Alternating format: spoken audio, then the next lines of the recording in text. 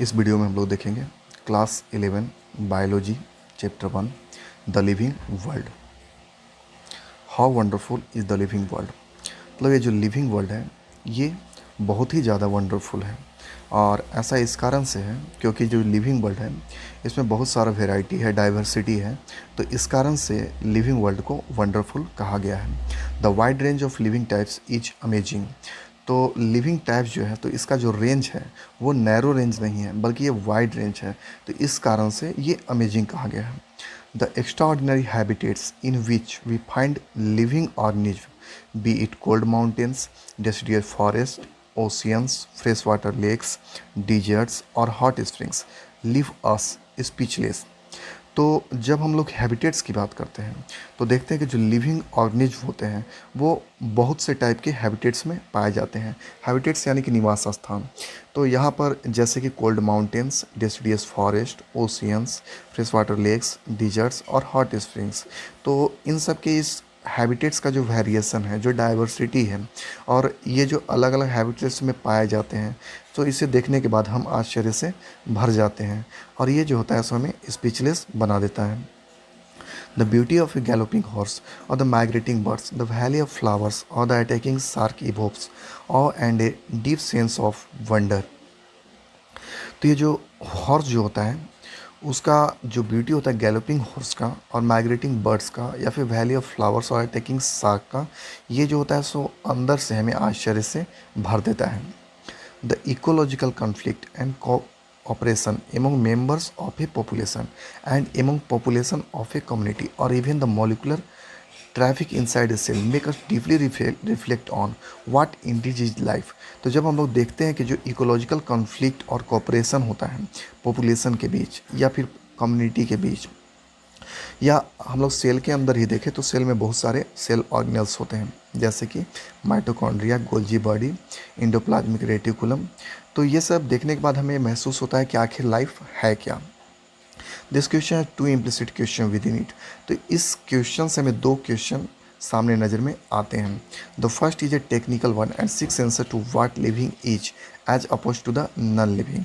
तो पहला जो क्वेश्चन है वो टेक्निकल है, और उससे ये पता चलता है कि आखिर लिविंग जो है सो नॉन लिविंग से किस मामले में अपोजिट है। And the second is a philosophical one and seeks answer to what the purpose of life is. और सेकेंड जो क्वेश्चन है वो फिलोसफी से रिलेटेड है, और उसमें होता है कि लाइफ का आखिर पर्पस क्या है। As scientist we shall not attempt answering the second question, we will try to reflect on what is living। तो जबकि हम लोग साइंस पढ़ रहे हैं तो उस कंडीशन में सेकंड जो क्वेश्चन है फिलॉसफी वाला उसे नहीं देखेंगे, बल्कि हम लोग फर्स्ट क्वेश्चन जो कि टेक्निकल क्वेश्चन है, साइंस से रिलेटेड है, उसको देखेंगे कि आखिर लिविंग क्या होता है। What is living? When we try to define living, we conventionally look for distinctive characteristics exhibited by living organism। तो जब हम लोग लिविंग ऑर्गेनिज्म को डिफाइन करना चाहते हैं तो उसके बाद देखते हैं कि उसमें आखिर क्या कैरेक्टर्स हैं जिसके चलते उसे लिविंग ऑर्गेनिज्म कहा गया है।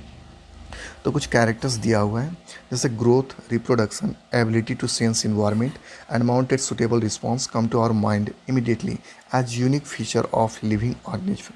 तो जब भी हम लोग लिविंग ऑर्गेनिज्म के बारे में सोचते हैं तो उस स्थिति में हमारे सामने कुछ कैरेक्टर्स आते हैं, जो कुछ फीचर्स आते हैं जो कि लिविंग ऑर्गेनिज्म के अंदर पाए जाते हैं, जैसे ग्रोथ हो गया, reproduction, ability to sense environment और उसके अलावा सूटेबल रिस्पॉन्स। तो ये सब हमारे ध्यान में आते हैं जब हम लोग लिविंग ऑर्गेनिज्म के बारे में, उसके कैरेक्टर्स के बारे में सोचते हैं। One can add a few more features like metabolism, ability to self replicate, self organize, interact and emergence to this list.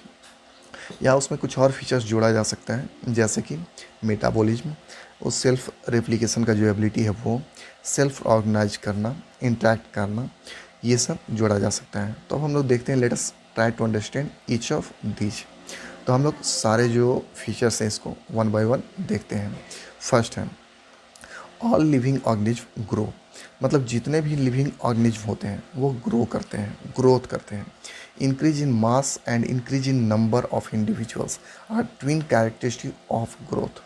तो यहाँ पर ग्रोथ का मतलब ये हो गया कि या तो इंक्रीज इन मास हो जाए या फिर increase in number of individuals हो जाए।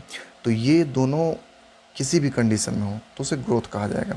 ए multi cellular organism grows by cell division.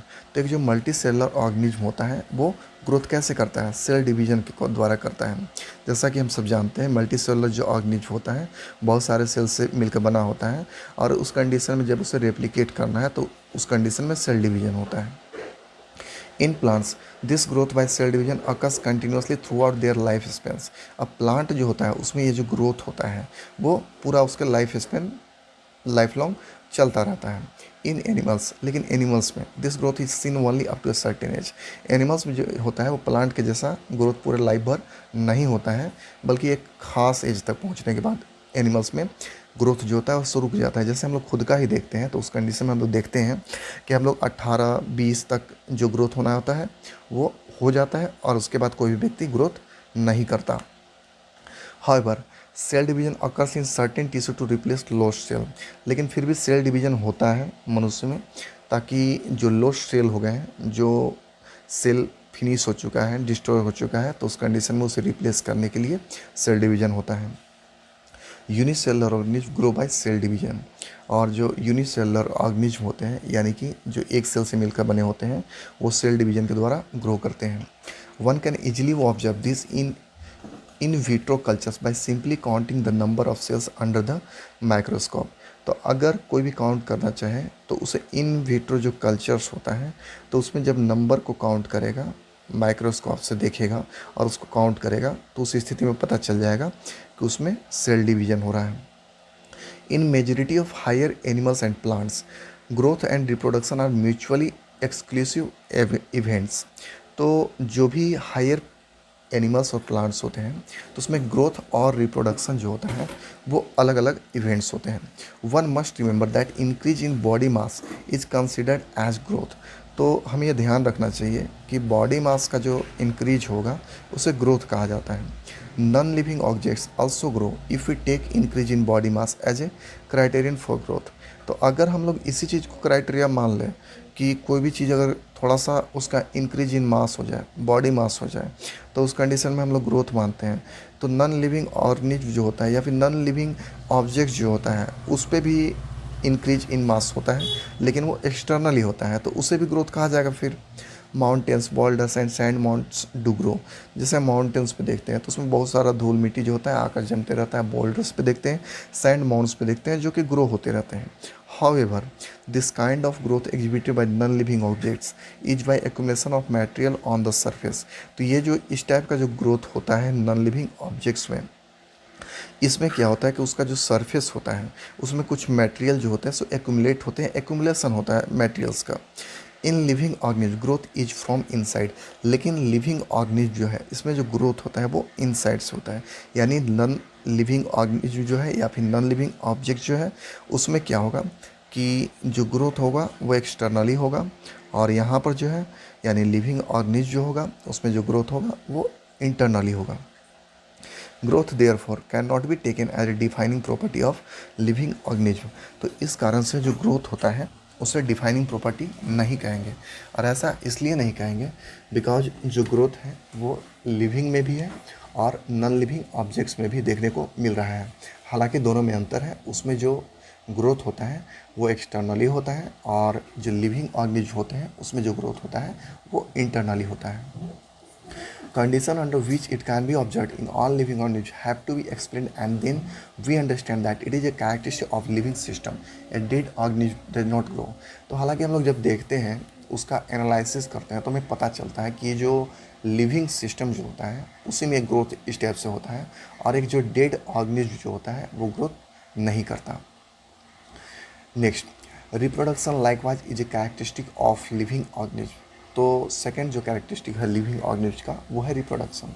तो इन मल्टीसेलुलर ऑर्गेनिज्म में reproduction refers to the production of progeny possessing features more or less similar to those of parents. तो इसमें क्या होता है कि इसके जो ऑफस्प्रिंग्स होते हैं, इसके जो बच्चे होते हैं वो लगभग अधिकांशतः अपने पेरेंट्स की तरह ही लगते हैं। Invariably and implicitly we refer to sexual reproduction. Organism reproduces by sexual means also. तो यहाँ पर जब हम रिप्रोडक्शन की बात करते हैं तो दो टाइप्स के होते हैं, सेक्सुअल और asexual. Fungi multiply and spread easily due to the millions of asexual spores they produce. तो जो फंजाई होते हैं उसमें क्या होता है कि जो एसेक्सुअल स्पोर्स होते हैं जो कि वो खुद ही प्रोड्यूस करते हैं, उसी के द्वारा वो एसेक्सुअल रिप्रोडक्शंस करते हैं। In lower organism like yeast and hydra we observe budding. तो ईस्ट और हाइड्रा जो है ये लोअर ऑर्गेनिज्म होता है, और इसमें हम लोग बडिंग देखते हैं। बडिंग में क्या होता है कि एक साइड में एक बड टाइप का निकलता है और वही जो होता है ग्रो करके एक अलग ऑर्गेनिज्म बना देता है। In Planaria flatworms we observe true regeneration. तो जैसे प्लेनेरिया हो गया, जैसे कि फ्लैटफॉर्म्स भी कहा जाता है, तो उसमें हम लोग देखते हैं कि उसमें ट्रू रीजनरेशन होता है। मतलब a fragmented organism regenerates the lost part of its body and becomes a new organism. तो उसमें क्या होता है कि जो फ्रैगमेंट्स होते हैं, अलग अलग जो उसके पार्ट्स होते हैं, तो वो खुद से ही रीजनरेट्स कर लेता है उसके बॉडी को, और इस टाइप से न्यू ऑर्गेनिज्म वो फ्रैगमेंटेड पार्ट से ही बन जाता है। The fungi, the filamentous algae, the protonema of mosses all easily multiply by fragmentation. तो जो फंजाई हो गया या फिर फिलामेंटस एल्गी हो गया या फिर प्रोटोनोमा ऑफ मॉसेस हो गया, तो ये जो होते हैं सो फ्रैगमेंटेशन के द्वारा ही मल्टीप्लिकेशन करते हैं। When it comes to unicellular organisms like bacteria, unicellular algae or amoeba, reproduction is synonymous with growth, that is increase in number of cells. तो जब हम लोग बात करते हैं यूनिसेलुलर ऑर्गेनिज्म की, जैसे कि बैक्टीरिया, यूनिसेलुलर एल्गी और अमीबा की, तो इसमें जो रिप्रोडक्शन होता है वो सिनोनिम्स माना जाता है किसका, ग्रोथ का। जैसे increase of number of cells जो हो गया, वही उसे ही रिप्रोडक्शन वहाँ पे मान लिया गया। We have already define growth as equivalent to increase in cell number और मास। और हम लोग पहले ही डिफाइन कर चुके हैं कि जो ग्रोथ होता है उसमें सेल नंबर या फिर मास का जो इंक्रीज होगा या उसका नंबर इंक्रीजिंग होगा, तो उस कंडीशन में उसे ग्रोथ कहा जाएगा। Hence we notice that in single celled organism we are not very clear about the usages of this two terms, growth and reproduction. तो इस टाइप से हम लोग नोटिस कर सकते हैं कि जो सिंगल सेल्ड ऑर्गेनिज्म होते हैं उसमें हम लोग पूरी तरह क्लियर नहीं हो पाते कि कौन सा टर्म्स को यूज किया जाए, ग्रोथ या फिर reproduction. Further there are many organism which do not reproduce. और यहाँ भी बहुत सारे ऐसे ऑर्गेनिज्म होते हैं जो कि रिप्रोडक्शन नहीं करते हैं, जैसे कि म्यूल्स हो गया, स्टेराइल वर्कर बीच हो गया, इनफर्टाइल ह्यूमन कपल्स हो गए। Hence reproduction also can not be an all inclusive defining characteristic of living organism. तो इस कारण से जो रिप्रोडक्शन है इसे भी डिफाइनिंग कैरेक्टरिस्टिक लिविंग ऑर्गेनिज्म का नहीं मान सकते। Of course no non living object is capable of reproducing or replicating by itself. हालांकि जो नॉन लिविंग ऑब्जेक्ट्स होते हैं वो खुद से रिप्रोड्यूस नहीं कर सकते। Next, another characteristic of life is metabolism. All living organism are made of chemicals. तो जितने भी लिविंग ऑर्गेनिज्म होते हैं वो केमिकल से बने होते हैं। This chemicals small and big belonging to various classes, size, function, etc. Are constantly being made and change into some other biomolecules. तो ये जो केमिकल्स होते हैं, चाहे वो छोटे हों या बड़े हों, ये अलग अलग क्लासेस से कनेक्टेड होते हैं, बिलोंग करते हैं, फंक्शंस होता है उसका अलग, साइज भी अलग होता है, और ये जो होते हैं सो लगातार बनते रहते हैं, चेंज होते रहते हैं अदर अदर बायोमोलिकुल्स में। These conversions are chemical reactions और मेटाबॉलिक रिएक्शंस। तो ये जो कन्वर्जन होता है तो इसे केमिकल रिएक्शंस या मेटाबॉलिक रिएक्शंस कहा जाता है। There are thousand of metabolic reactions occurring simultaneously inside all living organism, be they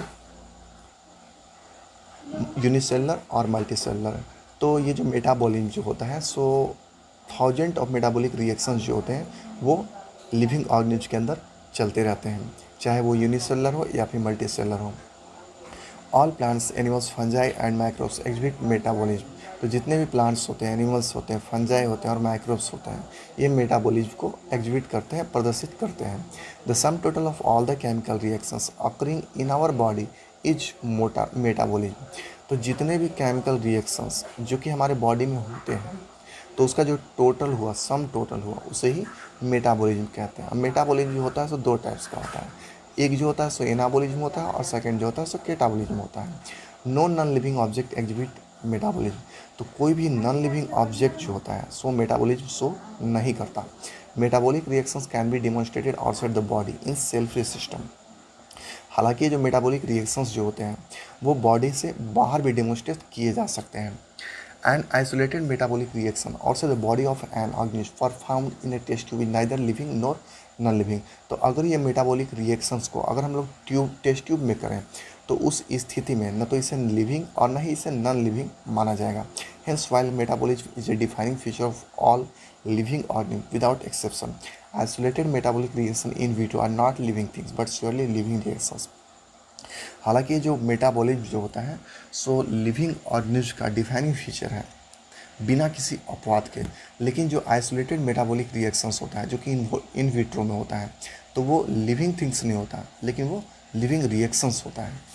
hence cellular organisation of the body is the defining feature of the life forms. तो इस कारण से हम लोग कह सकते हैं कि जो सेलुलर ऑर्गेनाइजेशन होता है बॉडी का, ये डिफाइनिंग फीचर है किसका, लाइफ फॉर्म्स का। Perhaps the most obvious and technically complicated feature of all living organisms is the ability to sense their surrounding or environment and respond to these environment stimuli, which could be physical, chemical और biological. तो जो सबसे most obvious है technically complicated feature है जितने भी living organism हैं उनका, कि वो सेंस करते हैं अपने सराउंडिंग्स का और उसी के आधार पे अपना रिएक्शन देते हैं, चाहे वो फिजिकल हो, केमिकल हो और बायोलॉजिकल हो। We sense our environment through our sense organs. तो हम लोग जो होते हैं सो अपने इन्वायरमेंट को सेंस करते हैं अपने सेंस ऑर्गन्स के द्वारा। सेंस ऑर्गन्स 5 होते हैं हम लोग में। Plants respond to external factors like light, water, temperature, other organism, pollutant, etc। तो प्लांट जो होते हैं जो एक्सटर्नल फैक्टर्स होते हैं जैसे कि लाइट, वाटर, टेम्परेचर, पॉल्यूटेंट्स होते हैं उस पर रिस्पॉन्ड करते हैं। All organism from the prokaryotes to the most complex eukaryotes can sense and respond to environmental cues. तो जितने भी ऑर्गेनिज्म हैं चाहे वो प्रोकैरियोट्स हो या फिर मोस्ट कॉम्प्लेक्स यूकैरियोट्स हो, तो वो सेंस करते हैं और उसी के आधार पे रिस्पॉन्स देते हैं। Photo period affect reproduction is seasonal breeders both plants and animal. तो ये जो फोटो पीरियड होता है यानी कि जो लाइट ड्यूरेशन होता है वो सीजनल ब्रीडर्स में रिप्रोडक्शन को अफेक्ट करता है, चाहे वो प्लांट्स हो या एनिमल्स हो। All organism handle chemicals entering their body. जितने भी ऑर्गेनिज्म होते हैं उनके बॉडी में जो भी केमिकल्स इंटर हो रहा है तो उसको वो हैंडल करते हैं। All organism before are aware of their surroundings. और जितने भी ऑर्गेनिज्म होते हैं वो अपने सराउंडिंग्स के बारे में अवेयर होते हैं। Human being is the only organism who is aware of himself, that is has self consciousness. और इसमें से सबसे बड़ा क्वालिटी होता है ह्यूमन बींग्स के पास जो कि खुद के बारे में अवेयर होता है, इसे सेल्फ कॉन्शियसनेस होता है। Consciousness therefore become the defining property of living organism. तो इस कारण से हम लोग कह सकते हैं कि जो कॉन्शियसनेस है ये लिविंग ऑर्गेनिज्म का डिफाइनिंग प्रॉपर्टी है। When it comes to human beings it is all the more difficult to define the living state. और जब हम लोग ह्यूमन बींग्स की बात करते हैं तो जो लिविंग स्टेट होता है इसे डिफाइन करना और ज़्यादा डिफिकल्ट हो जाता है। क्यों? Because we observe patient lying coma is hospital virtually supported by machine which replace heart and lungs. The patient is otherwise brain dead. The patient has no self consciousness are such patients will never come back to normal life living और non living. तो यहाँ पे हम लोग देख सकते हैं जो पेशेंट्स होते हैं जो कोमा में चले जाते हैं, ठीक है, और उनका जो हार्ट होता है, लंग्स जो होता है वो मशीन के द्वारा सपोर्ट किया जाता है। वो पेशेंट जो होते हैं सो ब्रेन डेड होते हैं और उनमें कोई भी सेल्फ कॉन्शियसनेस नहीं होता है। तो ऐसे पेशेंट जो कि कभी भी नॉर्मल लाइफ को नहीं जी पाते उन्हें लिविंग मानेंगे या फिर नॉन लिविंग मानेंगे। In higher classes you will come to know that all living phenomena are due to underlying interactions. तो जब हम लोग हायर क्लासेस में जाएंगे तो उसमें हम लोग जानेंगे कि जितने भी लिविंग फिनोमेना होते हैं, जितना भी अंडरलाइंग इंट्रैक्शंस होता है उसी के कारण होते हैं।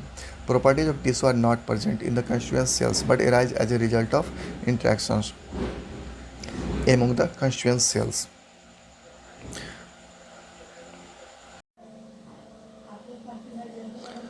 टिश्यू का जो प्रॉपर्टीज होता है वो कंस्टिट्यूएंट सेल्स में नहीं होते हैं, बल्कि जब वो इंट्रैक्शंस करते हैं तो उस स्थिति में उसके अंदर वो कैरेक्टर्स आते हैं। Properties of cellular organelles are not present in the molecular constituents of the organelle but arise as a result of interactions among the molecular components comprising the organelle। तो जो प्रॉपर्टी होता है सेलुलर ऑर्गेनेल्स का वो molecular constituents का, तो वो जो होता है सो इंट्रैक्शन के द्वारा होता है, ठीक है। तो ये जो होता है सो मतलब सेल के जो ऑर्गेनेल्स होते हैं उसमें जो कैरेक्टर्स होते हैं जब इंट्रैक्ट करते हैं तो उस स्थिति में सेल में वो कैरेक्टर्स आते हैं। These interactions result in emergent property at a higher level of organization। तो ये जो interactions होते हैं तो इससे क्या होता है कि हायर लेवल ऑफ ऑर्गेनाइजेशन बनता है this phenomenon is true in the hierarchy of organisational complexity at all levels. और ये चीज़ जो है सो सही है, जब भी ऑर्गेनाइजेशनल कॉम्प्लेक्सिटी होगा तो उस स्थिति में हर लेवल्स पे ये सही होता है। Therefore we can say that living organism are self replicating, evolving and self regulating interactive system capable of responding to external stimuli. तो इस तरह से हम लोग कह सकते हैं कि जो लिविंग ऑर्गेनिज्म होते हैं वो सेल्फ रेप्लिकेटिंग होते हैं, इवॉल्विंग होते हैं और सेल्फ रेगुलेटिंग होते हैं, और एक्सटर्नल जो स्टिमुली होता है उस पर रिस्पॉन्ड भी कर सकते हैं। Biology is the story of life on earth. Biology जो होता है सो लाइफ का स्टोरी है अर्थ पर। Biology is the story of evolution of living organism on earth. और उसके अलावा बायोलॉजी जो होता है सो लिविंग ऑर्गेनिज्म के इवोल्यूशन का भी कहानी है। All living organism present past and future are link to one another by the sharing of the common genetic material but to varying degrees. तो जितने भी लिविंग ऑर्गेनिज्म हैं, चाहे वो प्रेजेंट में हो, पास्ट में थे या फिर फ्यूचर में होंगे, तो सभी किसी न किसी तरह से कॉमन जेनेटिक मटेरियल के द्वारा कनेक्टेड है, हालांकि उनका जो अमाउंट है वो डिफरेंट है। 1.2 diversity in the living world. If you look around you will C a large variety of living organism. तो अगर अपने आसपास में देखोगे तो उस कंडीशन में आपको पता चलेगा कि बहुत सारा वेराइटी है लिविंग ऑर्गेनिज्म का। Be it potted plant, insect, birds और पेट्स और द एनिमल्स एंड प्लांट्स। चाहे वो पॉटेड प्लांट्स हो, इंसेक्ट्स हो, बर्ड्स हो या फिर पेट्स हो या एनिमल प्लांट्स हो। There are also several organism that you can not see with your naked eyes but they are all around you. उसके अलावा बहुत सारे ऐसे ऑर्गेनिज्म होते हैं जिसे कि अपने नेकेड आई से नहीं देखा जा सकता, लेकिन वो प्रेजेंट होते हैं हमारे आसपास में।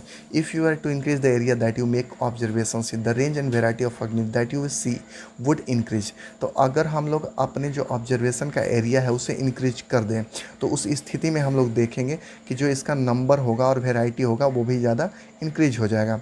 Obviously if you were to visit a dense forest you would probably see a much greater number and kinds of living organisms in it। अगर हम लोग जाते हैं डेंस फॉरेस्ट में, घने जंगल में, तो हम लोग देखेंगे कि वहाँ पे बहुत सारा नंबर है और उसके अलावा लिविंग ऑर्गेनिज्म जो है सो अलग अलग प्रकार के हैं, वेराइटी के हैं। इस different kind of plant, animal organism that you see represents a species.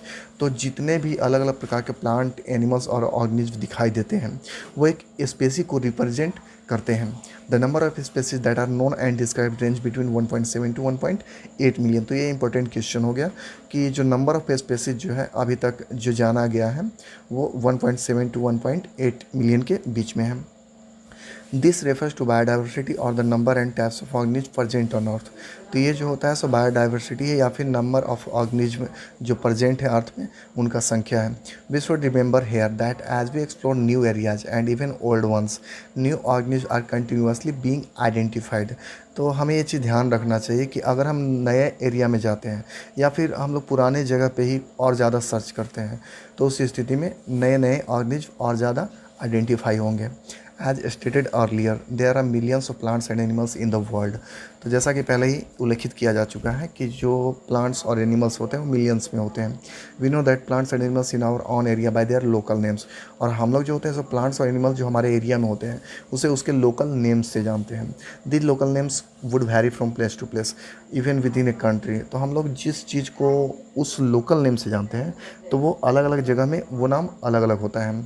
हालांकि एक देश के अंदर भी एक ही चीज़ का अलग अलग नाम हो सकता है। जैसे मान लीजिए कुत्ता का एग्जांपल लेते हैं, हम लोग कुत्ता कहते हैं, इंग्लिश में उसे डॉग कहते हैं, संस्कृत में उसे कुकुरा कहते हैं। तो इसी टाइप से अलग अलग लैंग्वेज में एक ही जगह पर, एक ही देश के अंदर, एक ही स्टेट के अंदर भी उसका अलग अलग नाम, लोकल नेम हो सकते हैं। Probably you would recognize the confusion that would be created if you did not find which and means to talk to each other to refer to organism we are talking about। तो अगर इस type से होता है कि एक ही चीज़, मान लो कुत्ता है तो उसे हम लोग कुत्ता यहाँ पे कहते हैं और उसे डॉग कहा जाता है, और उसी चीज़ को किसी और लैंग्वेज में कहीं और लोकल नेम है, तो उस स्थिति में हम लोग श्योर नहीं हो पाएंगे कि मतलब इसी चीज़ के बारे में बोला जा रहा है, यानी उस डॉग के बारे में ही बोला जा रहा है।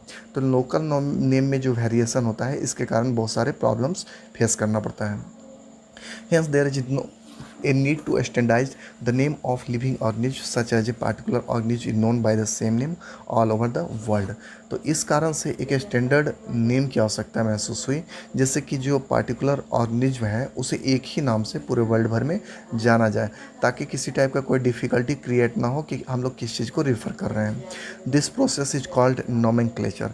तो ये जो स्टैंडर्ड नेम देने का जो सिस्टम है किसी भी ऑर्गेनिज्म को, ये जो प्रोसेस है इसे नोमेनक्लेचर कहा गया। Obviously, nomenclature or naming is only possible when the organism is described correctly and we know to what organism the name is attached to. This is identification. और ये जो nomenclature होगा, नाम रखा जाएगा, ये तभी रखा जा सकता है जबकि उस organism को अच्छी तरह से डिस्क्राइब कर दिया जाए। और ये जो डिस्क्राइब किया जाएगा तो उसके लिए जो पहचान होगा, उसका डिस्क्रिप्शन होगा, उसे आइडेंटिफिकेशन कहेंगे।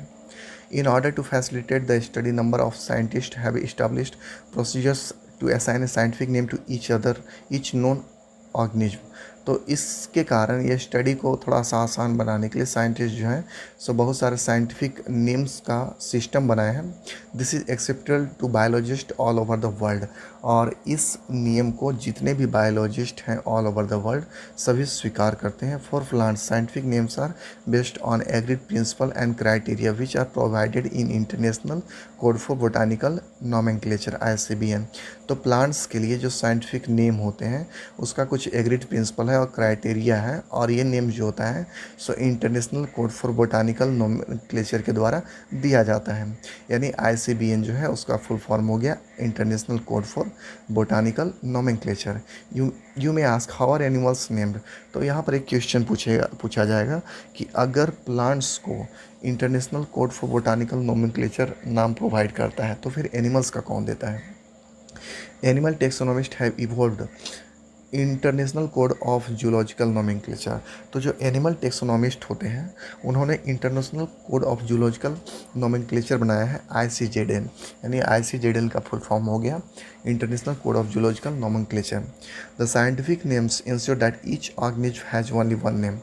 तो साइंटिफिक नेम्स जो होता है वो इंश्योर करता है कि जो भी ऑर्गेनिज्म है उनका केवल एक ही नेम हो। Description of any organism should enable the people in any part of the world to arrive at the same name. तो अगर किसी भी ऑर्गेनिज्म का उसका डिस्क्रिप्शन सही तरीके से हो तो वर्ल्ड में कहीं भी कोई पार्ट्स हो तो उसमें लोग जान पाएंगे कि ये जो ऑर्गेनिज्म है इसका ये नाम है। They also ensure that such a name has not been used for any other non organism.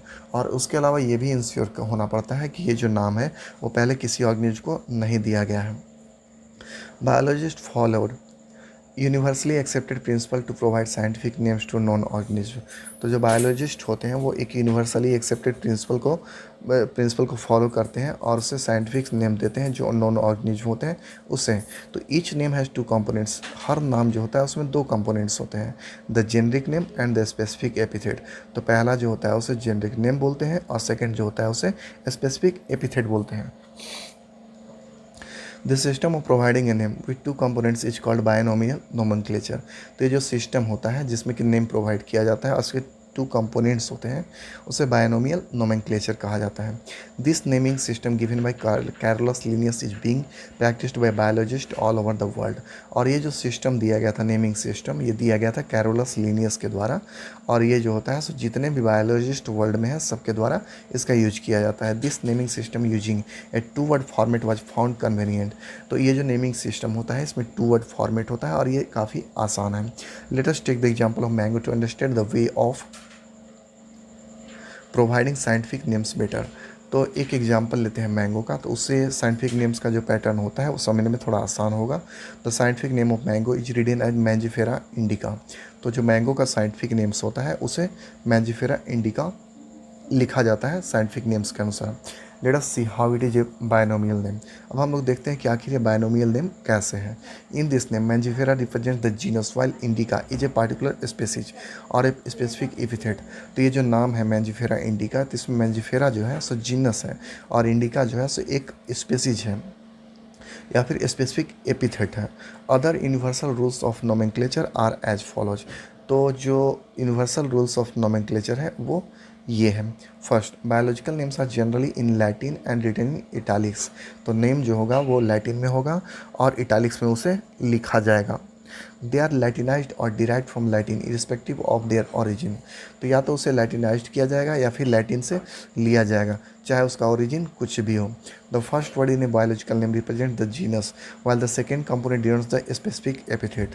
तो पहला जो वर्ड होगा उस बायोलॉजिकल नेम में वो जीनस को रिप्रेजेंट करेगा और सेकेंड जो कंपोनेंट होगा वो स्पेसिफिक एपिथेट को रिप्रेजेंट करेगा। Both the words in a biological name, when handwritten, are separately underlined or printed in italics to indicate their Latin origin. तो जो वर्ड्स होंगे बायोलॉजिकल नेम के जब हैंड रिटन लिखे जाएंगे तो वो सेपरेटली अंडरलाइंड होंगे और जब प्रिंटिंग होगा उसका तो इटैलिक्स में होगा ताकि लैटिन ओरिजिन पता चल सके। The first word denoting the genus starts with a capital letter while the specific epithets start with a small letter. तो जो फर्स्ट वर्ड होगा जो कि जीनस होता है तो वो कैपिटल लेटर से लिखा जाएगा और जो स्पेसिफिक एपिथेट होगा वो स्मॉल लेटर से लिखा जाएगा। It can be illustrated with the example of Mangifera indica. और हम लोग देख सकते हैं कि मैंजिफेरा इंडिका में कैसे लिखा गया है। Name of the author appears of the specific epithet. और जो ऑथर का जो नेम्स होगा वो स्पेसिफिक एपिथेट के बारे में बाद में यूज किया जाएगा। That is at the end of the biological name and is written in abbreviated form. और उसका जो नाम होगा सो एब्रिविएटेड फॉर्म में लिखा जाएगा। जैसे कि एग्जांपल है Mangifera indica Linn. It indicates that the species was first described by Linnaeus. तो इससे ये जो लिन का यूज किया गया इससे पता चलता है कि जो स्पीशीज था ये पहली बार डिस्क्राइब किया गया था लिनियस के द्वारा। Since it is nearly impossible to study all the living organism it is necessary to devise some means to make this possible. तो हालांकि जितने भी लिविंग ऑर्गेनिज्म जो है उसके लिए इम्पॉसिबल है कि उसका सारे का स्टडी कर लिया जाए एक एक करके। तो it is necessary to devise some means to make this possible. तो इस कारण से कुछ उपाय खोजना था जिससे कि ये संभव हो सके। This process is classification. तो ये जो प्रोसेस है उसे क्लासिफिकेशन कहा गया। Classification is the process by which anything is grouped into convenient categories based on some easily observable characters। तो ये जो क्लासिफिकेशन जो होता है सो एक प्रोसेस है जिसके द्वारा कन्वेनियंट कैटेगरी में ग्रुप किया जाता है ऑब्जर्वेबल कैरेक्टर्स के आधार पे। For example we easily recognise groups such a plants और एनिमल्स और डॉग्स कैट्स ऑफ इंसेक्ट्स।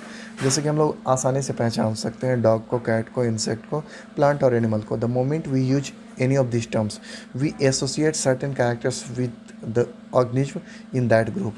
तो हम लोग जब इस टर्म का यूज करते हैं तो उसी समय हम लोग कुछ कैरेक्टर्स को उसके साथ जोड़ लेते हैं। What image do you see when you think of dog? तो जब आप डॉग के बारे में सोचते हैं तो उसमें क्या इमेज आता है? Obviously each one of us will see dog and not cats। तो जिस समय हम लोग डॉग के बारे में बोलेंगे तो उसमें डॉग के बारे में ही सोचेंगे न कि कैट्स के बारे में। Now if you are to think of Alsatian we know that we are talking about। Similarly suppose we are to say mammals you would of course think of animals with external ears and body hair। तो अगर हम mammals के बारे में बात करें तो ऐसे ही उसका इमेज हम लोग सोचेंगे कि वो एक्सटर्नल ईयर होगा या फिर बॉडी हेयर होगा। Likewise in plants if you try to talk of wheat the picture of each of our minds will be of wheat plants not of rice or any other plant। तो अगर हम लोग wheat के बारे में बोले तो उस समय हमारे माइंड में जो इमेज आएगा वो wheat का ही आएगा, किसी और प्लांट का नहीं आएगा। Hence all these dogs, cats, mammals, wheat, rice, plants, animals etc. are convenient categories we use to study organisms। तो ये जो कैटेगरी में किया गया ये थोड़ा सा कन्वीनियंट होता है स्टडी करने के लिए। The scientific term for this category is taxa. तो ये जो कैटेगरी हुआ तो इसका जो साइंटिफिक टर्म कहा गया उसे टैक्सा बोला जाता है। Here you must recognise that taxa can indicate category at very different levels. तो ये जो टैक्सा जो होता है सो हर डिफरेंट लेवल्स पे जो कैटेगरी होता है उसे शो करता है। Plants also form a taxa, जैसे प्लांट भी टैक्सा होगा, wheat is also a taxa, wheat भी टैक्सा हो। Similarly animals, mammals, dogs are all taxa. But you know that a dog is a mammal and mammals are animals. तो ये सारे जो होते हैं सो टैक्सा होते हैं, लेकिन हम लोग जानते हैं कि डॉग जो होता है सो मैमल्स होता है और मैमल्स जो होता है सो एनिमल्स होता है। Therefore animals, mammals and dogs represent taxa at different levels. तो इस कारण से जो एनिमल्स हो गया मैमल्स हो गया या फिर डॉग्स हो गया तो ये जो होते हैं सो टैक्सा का रिप्रेजेंट करते हैं लेकिन डिफरेंट लेवल्स पे। Hence based on characters all living organisms can be classified into different taxa। तो इस कारण से कैरेक्टर्स के आधार पे हम देख सकते हैं कि जितने भी लिविंग ऑर्गेनिज्म होते हैं वो अलग अलग टैक्सा में क्लासीफाई किए जा सकते हैं। This process of classification is taxonomy. और यही जो क्लासिफिकेशन करने का सिस्टम होता है इसे टैक्सोनॉमी कहा जाता है। External and internal structure along with the structure of cell. तो जो एक्सटर्नल स्ट्रक्चर है या फिर इंटरनल स्ट्रक्चर है उसके अलावा स्ट्रक्चर ऑफ सेल है, development process and ecological information of organism are essential and form this basis of modern taxonomical study. तो ये सारे जो होते हैं इकोलॉजिकल इंफॉर्मेशन और उसके अलावा ये external structure, internal structure, structure of cell, तो ये सारे जो होते हैं सो इसेंशियल होते हैं मॉडर्न टेक्सोनोमिक स्टडीज के लिए। Hence characterisation, identification, classification and nomenclature are the process that are basic of taxonomy. तो टेक्सोनॉमी का जो बेसिक प्रोसेस है वो आइडेंटिफिकेशन, क्लासिफिकेशन है, उसके अलावा नोमेनक्लेचर है। Taxonomy not something new, taxonomy जो है सब नया नहीं। Human beings have always been interested in knowing more and more about the various kinds of organisms. मनुष्य जो होता है सब बहुत पहले से ही किसी भी ऑर्गेनिज के बारे में ज़्यादा से ज़्यादा जानकारी इकट्ठा करना चाहता है, particularly with reference to their own use. हालांकि जो उससे रिलेटेड होते हैं या फिर उसके यूज़ से रिलेटेड होते हैं उसके बारे में ज़्यादा जानकारी रखने की इच्छा रखता है। Clothing and shelter, hence the earliest classification based on the usages of various organisms. तो इस कारण से जो पहले का क्लासिफिकेशन हुआ था वो इस बेस पे हुआ था कि जो अलग अलग ऑर्गेनिज होते हैं उसका यूज क्या है। Human beings were since long not only interested in knowing more about different kinds of organisms and their diversity, but also the relationship among them। तो ह्यूमन बींग्स जो होता है सो बहुत से लंबे समय से केवल अलग अलग ऑर्गेनिज्म के बारे में ही नहीं बल्कि उसके और उसके डाइवर्सिटी के बारे में नहीं बल्कि उसके बीच जो रिलेशनशिप है उसके बारे में जानने के लिए इंटरेस्टेड रहा है। This branch of study was refer to as systematics. तो ये जो ब्रांच ऑफ स्टडी है उसे सिस्टमैटिक्स कहा गया है। The word systematic is derived from the Latin word systema which means systematic arrangement of organism. तो ये जो सिस्टमैटिक वर्ड जो होता है डिराइव किया है लैटिन वर्ड से। कौन सा वर्ड? सिस्टेमा। इसका मतलब होता है systematic arrangement of organism. Linnaeus use Systema Naturae as the title of his publication. तो लिनियस ने जो अपना बुक छापा था उसका नाम था Systema Naturae. The scope of systematics were later enlarge to include identification, nomenclature and classification. तो उसके बाद दो इसका स्कोप था सिस्टमैटिक्स का वो थोड़ा सा इनलार्ज हुआ जिसमें कि इंक्लूड किया गया आइडेंटिफिकेशन, नोमेनक्लेचर और classification. Systematics takes into account evolutionary relationship between organism. और जो सिस्टमैटिक्स थे उन्होंने क्या किया कि इवोल्यूशनरी जो रिलेशनशिप हुआ ऑर्गेनिज्म के बीच में इवोल्यूशन के बेस्ड पे उसे भी लिया अकाउंट में। Taxonomic categories, classification is not a single step process but involves hierarchy of steps in which each step represents a rank or category। तो क्लासिफिकेशन जो होता है सिंगल स्टेप प्रोसेस नहीं है बल्कि इसमें हायरार्की ऑफ स्टेप्स होते हैं। उसमें हर स्टेप जो होता है एक रैंक और कैटेगरी को शो करता है। Since the category is a part of overall taxonomic arrangement it is called the taxonomic category and all categories together constitute the taxonomical hierarchy। तो कैटेगरी जो होता है सो एक पार्ट होता है टेक्सोनॉमिकल अरेंजमेंट का, तो इस कारण से इसे बोला जाता है टेक्सोनॉमिक कैटेगरी। और जितने भी कैटेगरी होते हैं वो जब साथ में आ जाते हैं तो उसे टेक्सोनॉमिकल हायरार्की बोला जाता है। Each category refer to as a unit of classification in fact represents a rank and a commonly termed taxon. तो जितने भी कैटेगरी जो होते हैं यूनिट ऑफ क्लासिफिकेशन का पार्ट होता है और अगर एक को लिया जाए तो उस कंडीशन उसे टैक्सॉन बोला जाता है। उसका प्लूरल होता है taxa. Taxonomic categories and hierarchy can be illustrated bye an example. अब देखते हैं कि एग्जांपल उसमें इलस्ट्रेशन किया गया है इसका। Insect represents A group of organism sharing common features like 3 pairs of jointed legs. Insect जो होता है सो एक ऑर्गेनिज्म है और इसमें कॉमन फीचर जो होता है कि 3 पेयर्स होते हैं जॉइंटेड लेग्स का। It means insect are recognisable concrete objects which can be classified and thus were given a rank or category. तो इस तरह से हम लोग देख सकते हैं कि ये जो होता है सो एक रिकॉग्निबल कॉन्क्रीट ऑब्जेक्ट है जो कि क्लासीफाई किया जा सकता है और इसे एक रैंक और कैटेगरी दिया जा सकता है। Can you names other such groups of organism. तो क्या तुम कुछ और अदर ग्रुप्स ऑफ ऑर्गेनिज्म को नेम ले सकते हो। तो रिमेंबर ग्रुप्स रिप्रेजेंट कैटेगरी। तो ग्रुप जो होता है सो रिप्रेजेंट करता है कैटेगरी को, category further denotes rank or category जो होता है सो रैंक को डिनोट करता है। ईच रैंक और taxon in fact represents A unit of classification. तो जो भी रैंक है या फिर टैक्सॉन है वो रिप्रेजेंट करता है यूनिट ऑफ क्लासिफिकेशन को। These taxonomic groups categories are distinct biological entity and not merely morphological aggregates। और ये जो है सो केवल morphological aggregates नहीं है बल्कि एक biological entities है। Taxonomical study of all known organisms has led to the development of common categories such as kingdom, phylum, division for plants, class, order, family, genus and species। तो ये जो taxonomical study जो होता है जितने भी organism है उनका, तो ये जो है सर डेवलपमेंट हुआ है इससे कॉमन कैटेगरीज का। जैसे कि हो गया किंगडम, फाइलम और डिवीजन। तो डिवीजन जो होता है प्लांट के लिए यूज किया जाता है, फाइलम जो होता है सो एनिमल्स के लिए यूज किया जाता है। Class, order, family, genus and species, all organisms including those in the plants and animal kingdom have species at the lowest category. तो प्लांट है और या फिर एनिमल है दोनों में जो लोएस्ट कैटेगरी होता है वो स्पेसीज होता है। Now the question you may ask is how to place an organism in various categories. तो एक क्वेश्चन आता है कि आखिर जो स्पेसीज होता है, ऑर्गेनिज्म होता है, उसे वेरियस कैटेगरी में कैसे क्लासीफाई करेंगे। The basic requirement is the knowledge of characters of an individual और ग्रुप ऑफ ऑर्गेनिज्म। तो जो बेसिक रिक्वायरमेंट होता है वो कैरेक्टर्स जो होते हैं उसके बारे में नॉलेज होना चाहिए। This helps in identify similarities and dissimilarity among the individuals of the same kind of organism as well as of other kind of organism. तो इससे क्या होता है कि सिमिलरिटीज और डिसिमिलरिटीज और उसके अलावा जो इंडिविजुअल ऑर्गेनिज्म होते हैं और अलग अलग ऑर्गेनिज्म होते हैं उसमें देख सकते हैं। Species taxonomic study consider group of individual organism with fundamental similarities as a species. तो जो टैक्सोनॉमिकल स्टडीज होते हैं उसमें क्या होता है कि जो इंडिविजुअल ऑर्गेनिज्म होता है जिसमें फंडामेंटल सिमिलरिटीज है उसे स्पेसीज के रूप में जाना गया।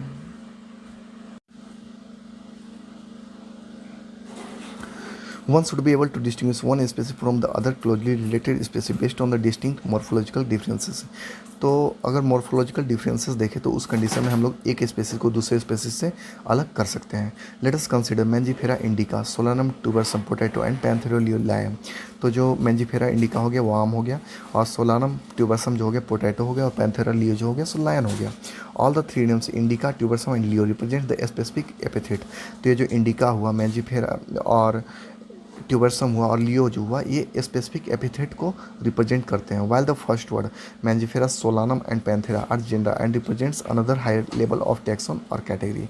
और ये जो मैंजीफेरा हो गया, सोलानम हो गया और पैंथेरा जो हो गया, ये जेंडर को रिप्रेजेंट करते हैं और ये जो है सो हायर कैटेगरी है स्पेसीज से। इस जीनस में है वन और मोर और one specific epithet represent different organism. तो हर जो जीनस होता है उसमें एक या एक से ज़्यादा स्पेसिफिक एपिथेट होते हैं और इसमें डिफरेंट ऑर्गेनिज्म को ये रिप्रेजेंट करते हैं, but having morphological similarities. For example, Panthera has another specific epithet called tigris and Solanum includes species like nigrum and melongena. तो जैसे इसमें देख सकते हैं कि पैंथेरा जो है सो उसका एक अलग एपिथेट भी है जो कि हो गया टिग्रिस, और वहाँ पे था लियो। एंड सोलानम जो है उसका भी एक अलग है जैसे निग्रम एंड मेलनजेना। तो human beings belong to the species sapiens which is grouped in the genus Homo. तो ह्यूमन बींग्स जो होता है सो इसका स्पेसीज होता है सेपियंस और इसका जो जीनस होता है वो होता है Homo. The scientific names thus for human being written as Homo sapiens. तो इसलिए होमो सेपियंस जो है सो साइंटिफिक नेम है ह्यूमन बींग्स का। जीनस की बात करें, genus comprise a group of related species which have more characters in common in comparison to aspect species of other genera. तो जीनस जो होता है उसमें रिलेटेड जो स्पीसीज होते हैं उसमें ज़्यादा कैरेक्टर्स होते हैं कॉमन, जबकि जो अलग जेनरा है, अलग जीनस है, उसके जो स्पेसीज होंगे और इसके जो स्पेसीज होंगे दोनों में बहुत ज़्यादा डिफरेंस होगा। We can say that genera are aggregates of closely related species. तो हम लोग कह सकते हैं कि जो जेनरा होता है वो क्लोजली रिलेटेड स्पेसीज का ही एग्रीगेट्स हैं। For example, potato and brinjal are two different species but both belong to the genus Solanum. जैसे हम लोग देख सकते हैं कि पोटैटो हुआ और ब्रिंजल हुआ, तो ये अलग अलग स्पेसीज हैं लेकिन दोनों जो होते हैं से एक ही जीनस सोलानम में आते हैं। Lion, Panthera leo, leopard, Panthera pardus and tiger, Panthera tigris with several common features are all species of the genus Panthera. तो हम लोग देख सकते हैं जो तीनों हुए, Panthera leo, Panthera pardus and Panthera tigris, तो ये जो कुछ कॉमन कैरेक्टर्स हैं और ये जो तीनों स्पेसीज हैं, ठीक है, ये आते हैं पैंथेरा जीनस में। This genus differs from another genus Felis which includes cats. तो ये जो जीनस है सो दूसरे जीनस फेलिस से डिफरेंट है। फेलिस में आता है cats. Next family, the next category family has a group of related genera with still less number of similarities as compare to genus and species. तो अगला जो कैटेगरी है फैमिली, तो इसमें क्या होता है कि जो जीनस होते हैं, जो रिलेटेड जीनस होते हैं, उनका एक ग्रुप होता है और इसमें जो सिमिलरिटीज होता है सो जीनस और स्पेसीज की तुलना में कम होता है। Families are characterised on the basis of both vegetative and reproductive features of plant species. तो जो फैमिली जो होते हैं सो इनका बेसिस है वेजिटेटिव और रिप्रोडक्टिव फीचर्स प्लांट स्पेसीज का। Among plant for example three different genera Solanum, Petunia and Datura are placed in the family Solanaceae. तो प्लांट्स में अगर देखते हैं तो ये जो जेनरा हुआ सोलानम, पेटूनिया एंड दतरा, तो ये जो होते हैं सो एक ही फैमिली सोलांसी में आते हैं। Among animal, for example, genus Panthera comprising lion, tiger, leopard is put along with genus Felis cats in the family Felidae। तो हम लोग देख सकते हैं कि जैसे कि एनिमल्स में एग्जांपल है, जैसे जीनस पैंथेरा हो गया, इसमें आते हैं लायन, टाइगर, लियोपार्ड, और उसके अलावा जीनस फेलिस हो गया तो उसमें कैट्स आते हैं। तो एक ही फैमिली में रखे जाते हैं जिसको क्या है, फैलिडी। Similarly, if you observe the features of a cat and dog, you will find some similarities and some differences as well। तो अगर आप कैट और डॉग का फीचर को देखें, ऑब्जर्व करें, तो पता चलेगा कि मतलब सिमिलरिटीज और डिफरेंसेस जो हैं सो काफ़ी मिलते भी हैं और कुछ डिफरेंसेस भी हैं। They are separated into two different families, Felidae and Canidae respectively. तो ये जो होते हैं दो अलग अलग फैमिलीज में होते हैं, फैलिडी और कैनिडी। नेक्स्ट है order. You have seen earlier that category like species, genus and families are based on the number of similar characters। तो हम लोग देख चुके हैं पहले ही कि जो कैटेगरीज होते हैं, स्पेसीज, जीनस, फैमिली जो होते हैं, वो सिमिलर कैटेगरीज पे बेस्ड होते हैं, सिमिलर कैरेक्टर्स पे बेस्ड होते हैं। Generally order and other higher taxonomical categories are identified based on the aggregates of characters. तो जो ऑर्डर होते हैं या फिर हायर टेक्सोनॉमिक कैटेगरीज होते हैं, वो कैरेक्टर्स का जो एग्रीगेट्स होता है उसी के बेस पे आइडेंटिफाई किए जाते हैं, पहचाने जाते हैं। Orders being higher category is the assemblies of families which exhibit a few similar characters. तो जैसे ऑर्डर हो गया तो एक हायर कैटेगरी है, तो इसमें क्या होता है कि जो फैमिलीज होता है उसी का असेंबलेज होता है, कलेक्शन होता है। The similar characters are less in number as compare to different gender includes in a family. तो फैमिली की तुलना में इसमें ऑर्डर में जो होता है सो सिमिलर कैरेक्टर्स जो होता है वो थोड़ा कम होता है। तो जैसे जैसे हम लोग ऊपर जाते हैं तो उस स्थिति में जो सिमिलर कैरेक्टर्स होते हैं वो कम होते जाते हैं। Plant species like Convolvulaceae, Solanaceae are included in the order Polemoniales mainly based on the floral characters. तो जो प्लांट फैमिली जो होते हैं वो ऑर्डर पॉलीमेरियल्स में इंक्लूडेड है और ये जो है सब फ्लोरल कैरेक्टर्स के आधार पे हैं। The animals order Carnivora includes family like Felidae and Canidae. और एनिमल ऑर्डर जो है जैसे कार्निवोरा हो गया उसमें फैमिली आ जाते हैं फैलिडी और कैनिडी। इसके बाद आता है class. This category includes related orders. Class में आते हैं related orders. For example order Primata comprising monkey, gorilla and gibbon is placed in class Mammalia along with order Carnivora. तो इसमें क्या है कि जैसे कि प्राइमेटा जो हो गया जिसमें आता है मंकी, गोरिल्ला और गिबन, तो इसको क्लास मैमेलिया में रखा है और ये जो है ऑर्डर कार्निवोरा है। Includes animal like tiger, cat and dog. Class Mammalia has other orders also. तो क्लास जो मैमेलिया है उसमें अदर ऑर्डर्स भी होते हैं। इसके बाद आता है phylum. Classes comprising animals like fishes, amphibians, reptiles, birds along with mammals constitute the next higher category called phylum. तो क्लास जो है जिसमें कि फिश आ गए, एम्फीबियंस आ गए, रेप्टाइल्स आ गए, बर्ड्स आ गए मैमल्स के साथ, तो एक अलग कैटेगरी आता है जो कि हायर कैटेगरी है, उसे फाइलम कहा जाता है। All this based on the common features like presence of notochord and dorsal hollow neural system. तो ये सारे जो होते हैं उस कुछ कॉमन फीचर्स को बेस्ड किया जाता है, उसी के आधार पे होता है, जैसे प्रेजेंस ऑफ नोटोकॉर्ड या फिर डॉर्सल हॉलो न्यूरल सिस्टम और इंक्लूडेड इन फाइलम कोडाटा। तो ये जिसमें कि प्रेजेंस ऑफ नोटोकॉर्ड होगा, डॉर्सल हॉलो न्यूरल सिस्टम होगा, उसे फाइलम कोडाटा में इंक्लूड किया जाएगा। In case of plants, classes with a few similar characters are assigned to a higher category called division. तो प्लांट्स की केस में जो क्लासेस होते हैं जिसमें सिमिलर कैरेक्टर्स होता है उसे एक हायर कैटेगरी में रखते हैं जिसे डिवीजन कहते हैं। तो प्लांट्स के लिए होगा डिवीजन और एनिमल्स के लिए होगा फाइलम। इसके बाद आता है kingdom. All animals belonging to various phyla are assigned to the highest category called kingdom Animalia in the classification system of animals. तो जितने भी एनिमल्स होते हैं उसे एक किंगडम में रखते हैं, तो वो जो किंगडम है एनिमेलिया है, उसी में सारे एनिमल्स को रखा जाता है। The kingdom Plantae on the other hand is distinct and comprise all plants for various division. तो आज जितने भी प्लांट्स होते हैं अलग अलग डिवीजन्स के, उन सबको किंगडम प्लांटी में रखा गया है। Henceforth we will refer to this two groups as animal and plant kingdom. तो इस कारण से जो दो ग्रुप्स है उसे बोला गया एनिमल किंगडम और प्लांट किंगडम।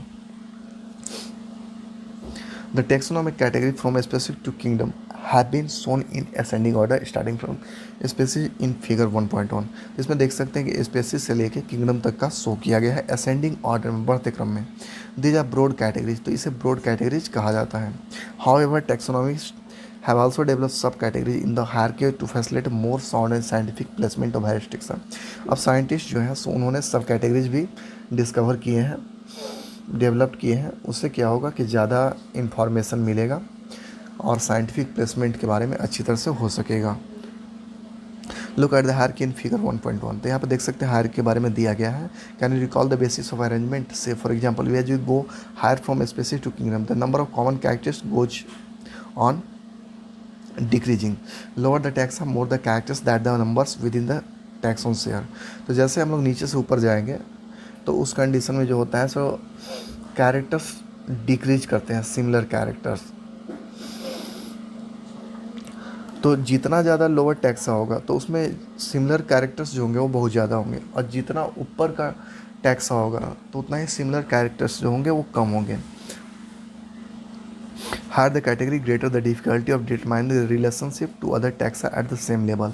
और जितना ऊपर का कैटेगरी होगा उतना ही ज़्यादा डिफिकल्टी होगा रिलेशनशिप को शो करने में। Hints the problem of classification become more complex. तो इस कारण से जो क्लासिफिकेशन का जो समस्या है ये बहुत ज़्यादा कॉम्प्लेक्स हो गया था। अब देखते हैं कि यहाँ पर कुछ ऑर्गेनिज है उसका टैक्सोनॉमिक कैटेगरी दिया हुआ है। कॉमन नेम मैन, इसका बायोलॉजिकल नेम हो गया Homo sapiens, genus Homo, family Hominidae, order Primata, class Mammalia और फाइलम कोर्डाटा। हाउस फ्लाई है तो इसका Musca domestica, genus Musca, family Muscidae, order Diptera, class Insecta और phylum Arthropoda. Mango Mangifera indica, genus Mangifera, Anacardiaceae family है, order है Sapindales और class है डाइकोटिलेडम और फाइलम। तो फाइलम तो इसमें होगा ना, डिवीजन होगा, तो ये हो गया एंजियोस्पर्म। वीट है टैटिकम एस्टिवम, जीनस है टैटिकम, फैमिली है पोएसी, ऑर्डर है पोएल्स, क्लास मोनिकोटिलिडोन और ये जो है सो एंजियोस्पर्म में आता है। Taxonomical aids. Taxonomical study of various species of plants, animals, and other organisms are useful in agriculture, forestry, industry, and in general in knowing our bioresources and their diversity। तो जो taxonomical studies होते हैं plants का, animals का, other organism का, ये useful होते हैं एग्रीकल्चर में, फॉरेस्ट्री में, इंडस्ट्री में, और उसके अलावा हमारे बायो रिसोर्सेज के बारे में भी जानने में यूजफुल होते हैं। These studies would require correct classification and identification of organism. तो ये जो स्टडीज होता है तो इसके लिए करेक्ट क्लासिफिकेशन होना चाहिए और आइडेंटिफिकेशन होना चाहिए। Identification of organism require intensive laboratory and field studies. तो जो आइडेंटिफिकेशन होता है ऑर्गेनिज्म का उसके लिए इंटेंसिव लैबोरेटरी और फील्ड स्टडीज का रिक्वायरमेंट होता है। The collection of actual specimen of plant of animal and animal species is essential and is the prime source of taxonomical study. तो टैक्सोनॉमिक जो स्टडीज होता है इसके लिए सबसे इसेंशियल होता है कि एक्चुअल स्पेसिमेंस को लिया जाए, या तो प्लांट्स हो या फिर एनिमल्स हो।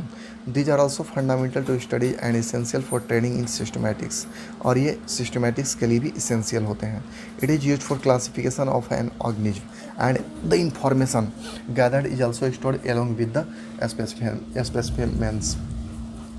तो ये जो स्पेसिमेंस होते हैं इसके साथ जो इन्फॉर्मेशन गैदर किया जाता है उसे भी स्टोर करके रखा जाता है। In some cases the specimen is preserve for future study. कुछ केस में क्या होता है जो स्पेसिमेन होते हैं उसे फ्यूचर स्टडीज़ के लिए प्रिजर्व कर दिया जाता है।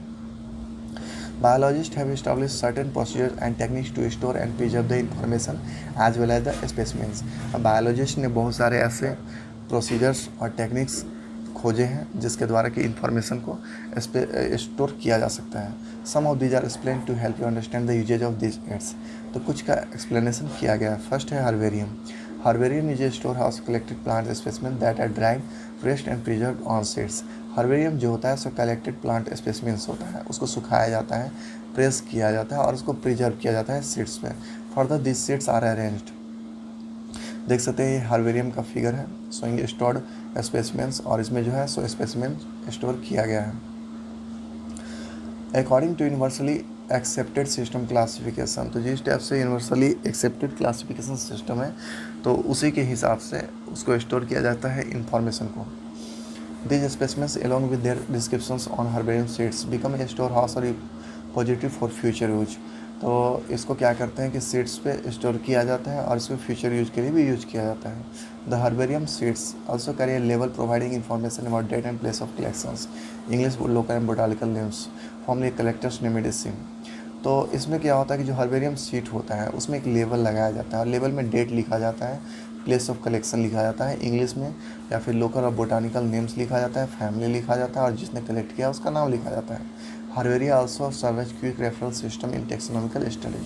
हर्बेरिया जो होता है वो एक क्विक रेफरेंस सिस्टम के रूप में टेक्सोनॉमिकल स्टडी में यूज किया जाता है. इसके बाद आता है botanical gardens. These specialised gardens have collection of living plants for reference. तो इसमें जो होता है सो लिविंग प्लांट्स होते हैं और इसका रेफरेंस लेके क्लासिफिकेशन अच्छी तरह से किया जा सकता है. Plant species in these gardens are grown for identification purpose and each plant is labeled indicating its botanical scientific names and its family. तो इसमें जो होता है सो आइडेंटिफिकेशन पर्पस के लिए प्लांट्स को ग्रो करवाया जाता है और उसमें एक लेवल लगा हुआ होता है, वो इंडिकेट करता है बोटानिकल और साइंटिफिक नेम्स को और उसके फैमिली को. The famous botanical gardens at Kew England, Indian botanical garden Howrah India and at national botanical research institute Lucknow India. तो जो फेमस बोटानिकल गार्डन्स है वो क्यू इंग्लैंड में है, इंडियन बोटानिकल गार्डन है हावड़ा इंडिया में है और उसके अलावा नेशनल बोटानिकल रिसर्च इंस्टीट्यूट जो लखनऊ इंडिया में है. Museum. Biological museum are generally set up in educational institute such as school and college. तो जो म्यूजियम होते हैं स्कूल और कॉलेज में इस्टेब्लिश किए जाते हैं. म्यूजियम में क्या होता है कि प्रिजर्व प्लांट्स और एनिमल्स जो होता है वो बहुत ज़्यादा होता है, इसमें कलेक्शंस होता है और इसमें जो स्पेसिमेन होते हैं उसे प्रिजर्व किया जाता है कंटेनर और जार में और उसमें प्रिजर्वेटिव सॉल्यूशन डाला जाता है जिसके कारण ये स्टोर होते हैं. और प्लांट और एनिमल स्पेसिमेन जो होते हैं वो प्रिजर्व किए जाते हैं ड्राई स्पेसिमेंट्स के भी रूप में. इंसेक्ट जो होते हैं वो प्रिजर्व किए जाते हैं इंसेक्ट बॉक्स में, उसको पहले कलेक्ट किया जाता है, उसको किल किया जाता है, उसके बाद पिनिंग किया जाता है. और जो लार्जर एनिमल्स होते हैं जैसे बर्ड्स हो गए, मैमल्स होता है, उसे स्टफ्ड किया जाता है, उसके बाद उसे प्रिजर्व किया जाता है. म्यूजियम जो होता है उसमें कलेक्शन जो होता है एनिमल्स के स्केलेटन का भी. इसके बाद आता है जूलॉजिकल पार्क. तो ये जो प्लेस होता है उसमें वाइल्ड एनिमल्स जो होते हैं प्रोटेक्टेड इन्वायरमेंट में रखे जाते हैं और इसमें ह्यूमन केयर के अंदर रखा जाता है और इसमें हम लोग जान सकते हैं कि उनका फूड हैबिट्स क्या है और उसका बिहेवियर क्या है. ऑल जितने भी एनिमल्स होते हैं जू में होते हैं वो कोशिश किया जाता है कि उन्हें नेचुरल हैबिटेट प्रोवाइड करवाया जाए. बच्चे जो होते हैं सो उस टाइप के जूलॉजिकल पार्क में जाना पसंद करते हैं जिसे कि जू कहा जाता है. इसके बाद आता है की जो होता है सो एक टेक्सोनॉमिकल ऐड है और ये यूज किया जाता है आइडेंटिफिकेशन के लिए प्लांट्स और एनिमल्स दोनों का. और इसमें जो होता है सिमिलरिटीज और डिससिमिलरिटीज उसी के बेस पे आइडेंटिफिकेशन किया जाता है. की जो होते हैं सो कॉन्ट्रास्टिंग कैरेक्टर्स पे होते हैं, उसमें एक पेयर होता है और पेयर को कपलेट बोला जाता है. इसमें 2 चॉइस होते हैं, उसमें से एक चॉइस को लेना होता है, इसमें से एक को एक्सेप्ट किया जाता है और दूसरे को रिजेक्ट किया जाता है. और हर स्टेटमेंट जो होता है की का उसे लीड कहते हैं. हर जितना भी टेक्सोनॉमिक कैटेगरी होता है उसके लिए सेपरेट टेक्सोनॉमिक कीज की रिक्वायरमेंट होती है जैसे कि फैमिली, जीनस, स्पेसीज, इसके लिए आइडेंटिफिकेशन के लिए. और की जो होता है सो एनालिटिकल होता है. इसके बाद आता है फ्लोरा, मैनुअल्स और मोनोग्राफ जो होता है और कैटालॉग है, ये भी रिकॉर्डिंग डिस्क्रिप्शन के लिए यूज किए जाते हैं और आइडेंटिफिकेशन के लिए भी ये सब यूज किए जाते हैं. फ्लोरा जो होता है सो हैबिटेट और डिस्ट्रीब्यूशन ऑफ प्लांट्स के बारे में इंफॉर्मेशन देता है और उसके अलावा ये जो होते हैं सो प्लांट स्पेसीज जो कि एक पार्टिकुलर एरिया में पाए जाते हैं उसका भी एक इंडेक्स प्रोवाइड करता है. मैनुअल्स जो होता है सो इंफॉर्मेशन प्रोवाइड करता है आइडेंटिफिकेशन ऑफ नेम्स और स्पेसीज जो किसी खास एरिया में पाए जाते हैं. और मोनोग्राफ जो होता है उसमें इंफॉर्मेशन होता है किसी एक टैक्सॉन के बारे में. अब देखते हैं इसका समरी. तो जो लिविंग वर्ल्ड है वो पूरा वेराइटीज़ में भरा हुआ है, काफ़ी ज़्यादा वेराइटी होता है और इसमें मिलियंस ऑफ प्लांट्स और एनिमल्स होते हैं जो कि आइडेंटिफाई किए गए हैं, डिस्क्राइब किए गए हैं. सबके जो साइज होते हैं, कलर, हैबिटेट, फिजियोलॉजिकल और मॉर्फोलॉजिकल फीचर जो होते हैं उसी के आधार पे इसको क्लासीफाई किया गया है. बायोलॉजिस्ट जो हैं उन्होंने कुछ सर्टेन रूल्स और प्रिंसिपल बनाए हैं आइडेंटिफिकेशन के लिए, नॉमेनक्लेचर के लिए और क्लासिफिकेशन के लिए. और ये जो नॉलेज का जो ब्रांच है, ये जो ब्रांच ऑफ नॉलेज है जो कि इन एस्पेक्ट्स के साथ डील करता है उसे टैक्सोनॉमी कहा गया है. और ये जो टैक्सोनॉमी होता है सो एग्रीकल्चर, फॉरेस्ट्री, इंडस्ट्री और उसके अलावा बायो रिसोर्सेज के बारे में जानने में यूजफुल होता है। टैक्सोनॉमी का जो बेसिक होता है आइडेंटिफिकेशन होता है, नेमिंग होता है और क्लासिफिकेशन ऑफ ऑर्गेनिज्म होता है, और ये जो होता है सो इंटरनेशनल कोड्स के आधार पे होता है। रिजेम्बलेंस यानी कि सिमिलरिटी और उसके अलावा डिफरेंस, उसके आधार पे ऑर्गेनिज्म को आइडेंटिफाई किया जाता है और एक करेक्ट साइंटिफिक और बायोलॉजिकल नेम दिया जाता है, और जो नेम होता है 2 वर्ड्स का होता है। बायनोमियल नोमेनक्लेचर कहा जाता है उसे। और हर ऑर्गेनिज्म जो होता है सो उसका एक प्लेस पोजीशन होता है क्लासिफिकेशन सिस्टम में। बहुत से ऐसे कैटेगरीज हैं जो कि उसका जो कैटेगरीज होता है उसे टेक्सोनॉमिकल कैटेगरी या फिर टैक्सा कहा जाता है, और जब सभी कैटेगरीज को मिला दिया जाएगा तो उसे टैक्सोनॉमिक हायरार्की बोला जाएगा। और टैक्सोनॉमी जो है उन्होंने एक वैरायटी ऑफ टैक्सोनॉमिकल एड्स का यूज किया है ताकि आइडेंटिफिकेशन अच्छी तरह से हो सके, नेमिंग हो सके और क्लासिफिकेशन हो सके। और ये जो स्टडीज होता है वो एक्चुअल स्पेसिमेंट्स और जो कि फील्ड से कलेक्ट किया जाता है फिर प्रिजर्व किया जाता है हर्बेरियम, म्यूजियम में और बोटानिकल गार्डन में या फिर जूलॉजिकल पार्क्स में, उसी के आधार पर किया जाता है। इसके लिए कुछ स्पेशल टेक्निक्स कलेक्शन के लिए चाहिए या फिर प्रिजर्वेशन के लिए चाहिए स्पेसीज का हर्बेरियम में और म्यूजियम्स में। और जो लाइव स्पेसिमेंट्स होते हैं प्लांट्स और एनिमल्स के, ये बोटानिकल गार्डन्स और जूलॉजिकल पार्क्स में पाए जाते हैं। टैक्सोनॉमिस्ट जो होता है वो प्रिपेयर करता है और उसके अलावा जो इन्फॉर्मेशन होता है सो मैनुअल्स और मोनोग्राफ्स में इंक्लूड करता है ताकि टैक्सोनॉमिक स्टडी जो है वो थोड़ा आसान हो जाए। और टैक्सोनॉमी की जो होते हैं वो टूल्स होते हैं जो कि आइडेंटिफिकेशन करते हैं कैरेक्टर्स के आधार पे। तो इस टाइप से ये लेसन जो होता है वो फिनिश होता है।